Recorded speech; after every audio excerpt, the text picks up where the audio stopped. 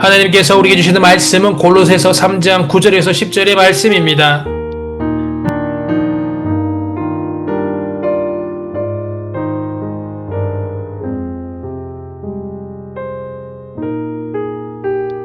너희가 서로 거짓말을 하지 말라. 옛사람과 그 행위를 벗어버리고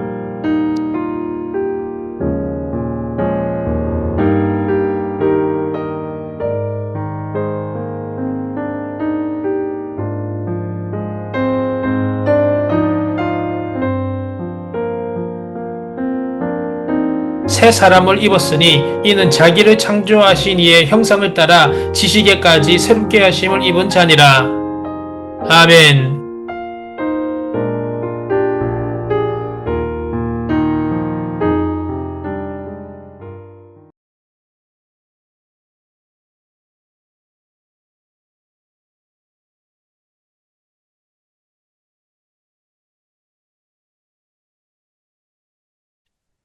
사랑과 내가 풍성하신 아버지 하나님, 오늘도 주님의 날 주님을 경배하게 하심에 감사드립니다.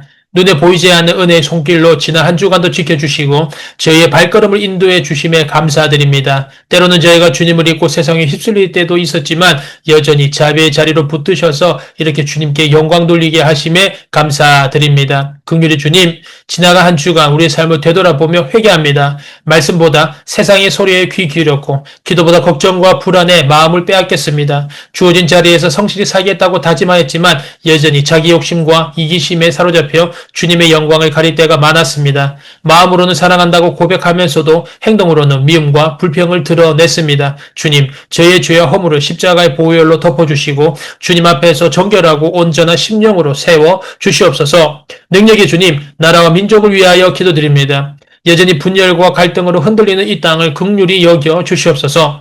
지도자들에게 지혜와 분별력을 주셔서 자기 유익이 아니라 나라와 백성을 위해 바른 길을 선택하게 하여 주시옵소서. 진리와 정의가 세워지고 약한 자들이 보호받는 나라가 되게 하시며 무엇보다 이 땅 가운데 복음의 빛이 꺼지지 않게 붙들어 주시옵소서. 한국교회가 먼저 회개하며 다시 한번 성령의 불길이 일어나 민족이 세계 열방을 섬기는 선교하는 나라 되게 하여 주옵소서. 사랑해 주님, 열방을 향하여 나아가 복음을 전하는 선교사님들을 기억해 주옵소서. 낯선 땅에서 외롭고 힘든 상황 가운데도 주님이 동행하심을 깊이 경험하게 하옵소서. 피곤한 육체를 강건하게 하시고 물질의 피로도 채워주시며 선교지에서 만나는 영혼들이 복음을 듣고 주님을 영접하는 역사가 일어나게 하옵소서. 또한 선교사님들의 가정과 자녀들도 지켜주셔서 그들의 삶 자체가 복음이 증거가 되게 하옵소서. 사랑의 하나님 아버지니 특별히 청년들을 위하여 기도합니다. 학업과 직장, 가정과 사회 속에서 때로는 앞길이 불확실하고 막막해 보일 때가 있습니다. 그러나 주님, 저희가 낙심하지 않게 하시고 주님의 약속을 붙들고 믿음으로 나아가게 하옵소서. 세상의 가치관에 흔들리지 않고 말씀 위에 굳게 서며 서로를 격려하고 세워주는 건강한 공동체 되게 하옵소서. 시대가 점점 더 어두워지지만 오히려 빛 대신 예수님을 더욱 의지하며 주님의 증인으로 살아가게 하옵소서. 평강의 주님, 이제 시작되는 한 주간 삶을 주님께 맡겨드립니다. 직장과 학교와 가정에서 만나는 모든 순간이 주님을 예배하는 시간 되게 하시고 작은 일에도 감사하며 성실하게 살아가게 하옵소서. 우리의 말과 행동이 그리스도의 향기를 드러내고 우리의 삶 자체가 복음의 편지가 되게 하옵소서. 넘어질 때마다 다시 일어나게 하시고 매일매일 성령의 인도하심을 따라 살아가게 하옵소서. 모든 것 주님께 의지하오며 우리 예수 그리스도의 이름으로 기도드립니다. 아멘.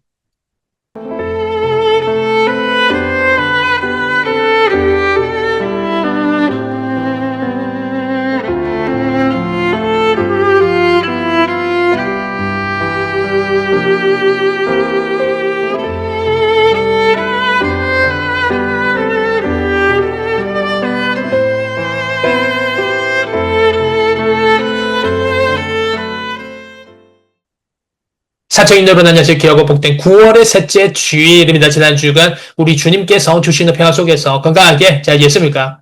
사님, 지난 주간 비가 여러 번 내리면서 기온이 꽤 내려갔습니다. 너무나 더워서 지나갈 것 같지 않던 그 여름도 이제 그 기세가 한풀 꺾여서 곧 지나갈 것 같습니다. 간절히 바라기는 기온의 변화가 꽤 있는 이 환절기 기간 우리 주님께서 주시는 영적, 육적 건강과 안전을 잘 지켜서 승리하는 복된 주간 되시기를 간절히 소망합니다. 사랑 여러분, 독수리는 날아갈 때 날개를 참새처럼 파닥파닥 거리면서 날아가지 않죠. 독수리는 큰 날개를 활짝 펴고 큰 바람을 타고 하늘 높게 그리고 더 멀리 날아가죠. 자기 힘만으로 높이 날 수 없지만 바람을 만나면 더 멀리 더 높이 날아간다라는 것입니다. 우리의 삶도 마찬가지입니다. 나의 힘만으로 살아가려면 쉽게 지치입니다. 하지만 하나님 은혜의 바람을 의지하면 우리는 더 멀리 새 힘을 얻어서 더 높게 날아갑니다. 여러분, 사랑하는 여러분,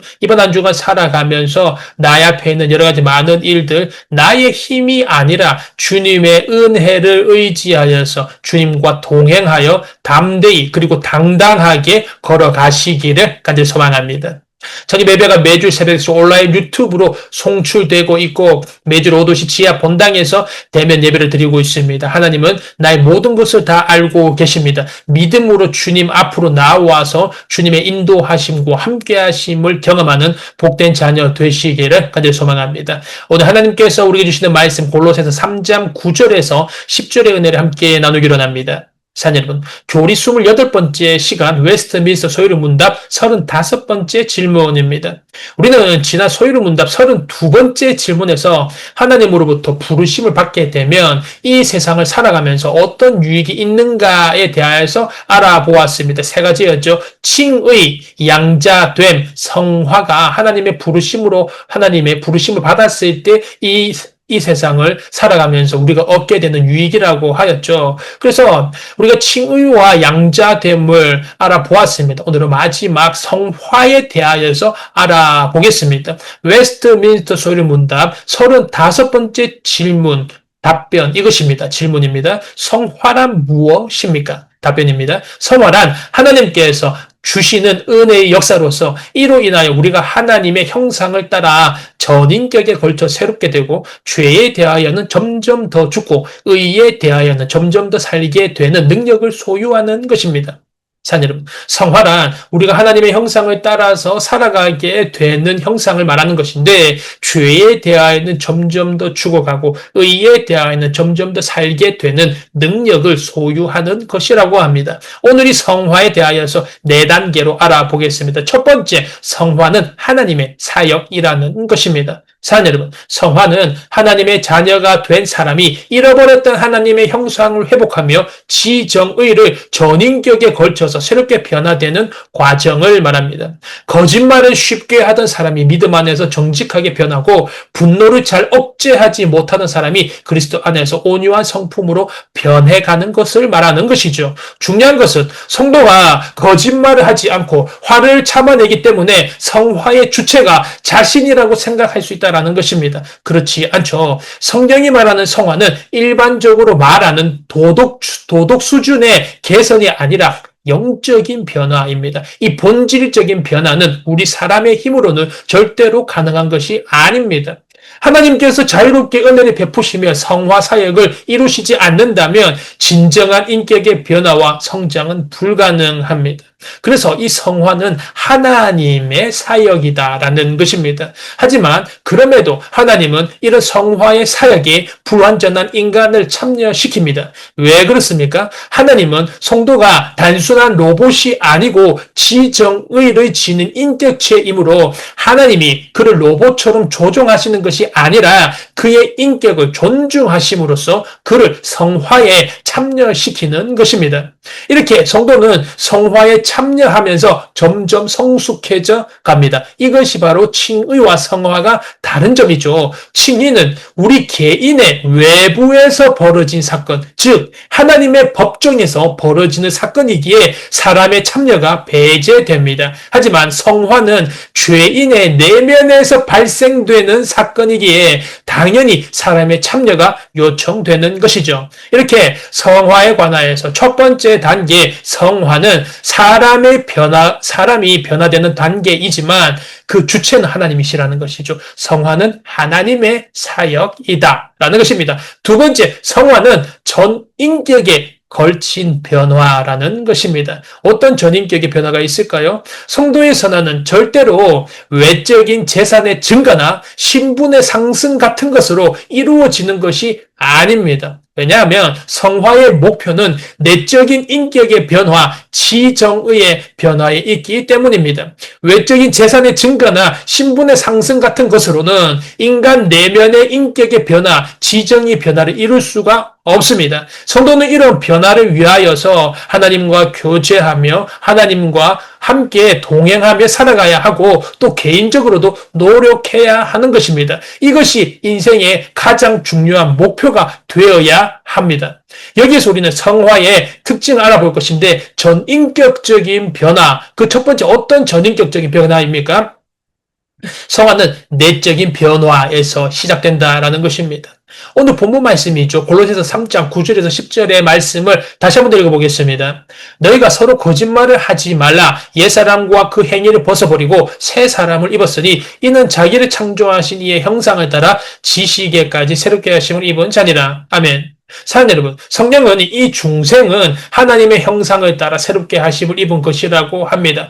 우리가 알 것은 사람의 본성이 중생에 의하여 새롭게 되지만 그 한순간의 행동에서 완전해지고 끝나버리는 것이 아니라는 것입니다. 다시 말하여서 어떤 사람이 거듭났다라고 하였을 때 그 사람은 사망에서 생명으로 옮겨집니다. 그는 더 이상 죄의 지배 아래에 있지 않습니다. 하지만 그에게서 죄의 능력과 영향력이 완전히 사라진 것은 아니다라는 것이죠. 따라서 성화란 이 죄의 능력을 살아가면서 나의 내적인 변화, 점점 나의 내적으로 계속해서 그 죄의 능력을 꺾어가는 과정이라는 것입니다. 이렇게 전인격적인 변화, 첫 번째 내적인 변화가 동반된다. 두 번째 성화는 점진적인 변화이다라는 것입니다. 사랑하는 여러분, 성화는 하나의 단순한 행동이 아니라 하나님의 하나님의 장기적인 프로젝트입니다. 언제까지요? 우리가 주님 곁으로 갈 때까지. 성화는 이 세상 속에서 이 세상을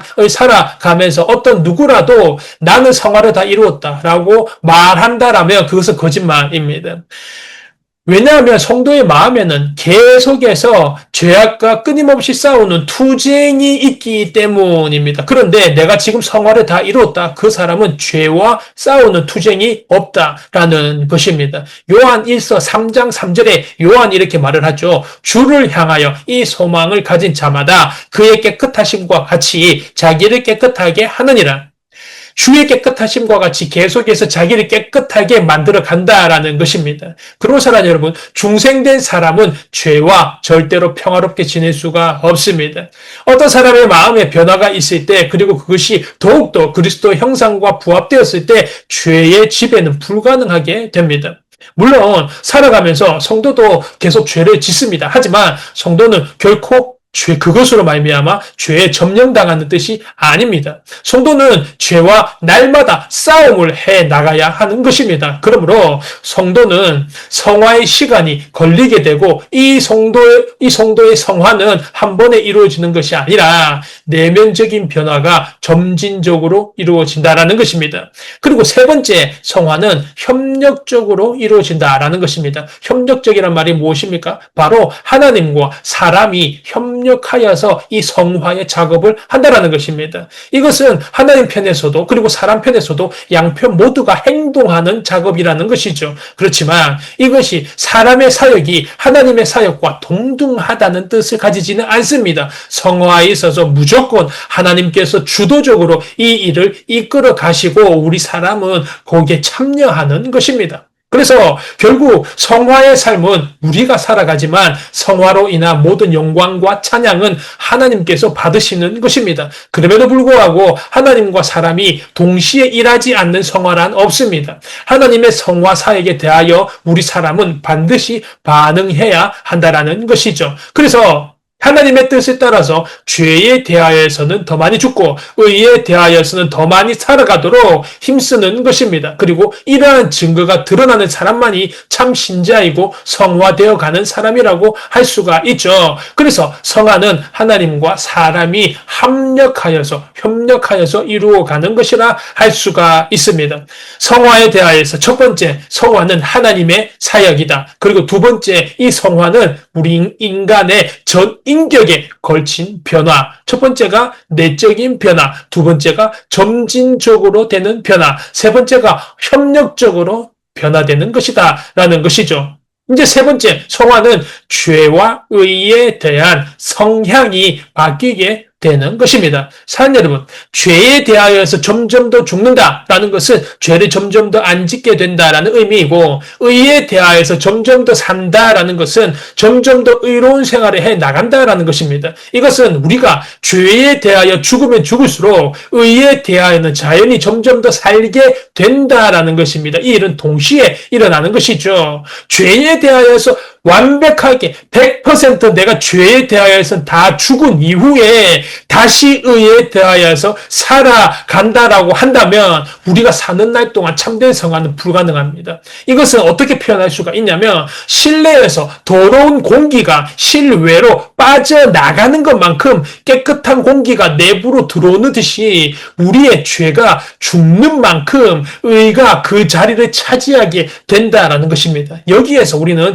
칭의와 성화의 차이를 볼 수가 있는 것이죠. 칭의는 그리스도의 의가 전가되는 것이지만 성화는 성령께서 은혜를 우리에게 주입해 주시는 것입니다. 칭의는 죄책을 제거해 주시고 죄의 용서를 가져오지만 성화는 부패를 제거하고 죄를 억제하게 합니다. 칭의는 죄인의 바뀐 하나님의 법정에서 일어나지만 성화는 죄인의 내면에서부터 일어납니다. 칭의는 신분의 변화이지만 성화는 속사람의 변화입니다. 칭의는 단번에 이루어지지만 성화는 평생에 걸친 노력입니다. 칭의는 모든 사람에게 공평하게 적용되지만 성화는 사람에 따라 다르게 적용됩니다. 칭의는 사람의 참여가 전혀 없지만 성화는 사람이 적극적으로 참여해야 합니다. 이처럼 칭의와 성화를 잘 구별하고 이해해야 합니다. 이렇게 성화는 첫 번째 하나님의 사역이다. 두 번째 성화는 전인격에 걸친 변화이다. 그리고 세 번째 성화는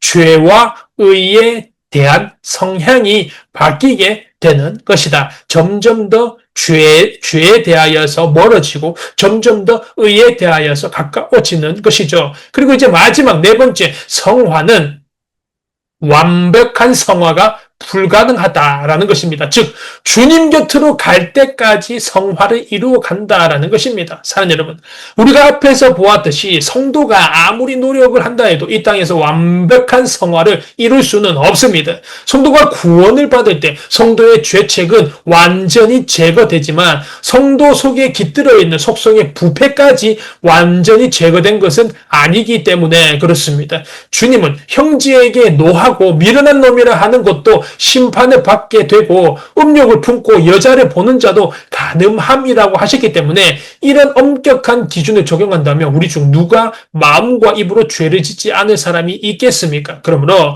우리는 이런 우리의 연약함을 그대로 인정해야 한다는 것입니다.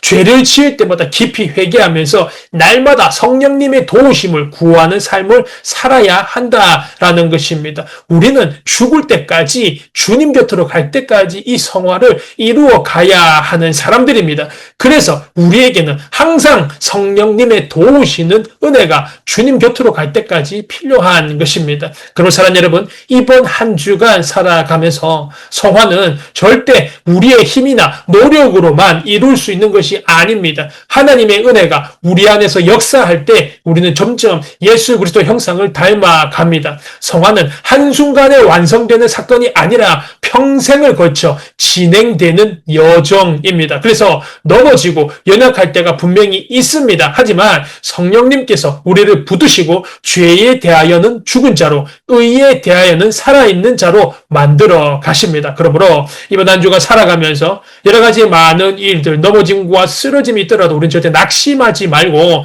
그때마다 성령님의 도우심을 의지하여 날마다 주님을 따르는 삶을 살아가야 합니다. 성화의 길은 고됩니다. 결국 하나님의 형상으로 회복되어 그리스도께서 우리 안에서 영광 받으시는 열매를 맺게 될 것입니다. 우리의 삶 전체가 주님을 닮아가는 성화의 여정이 되기를 주님의 이름으로 축원합니다.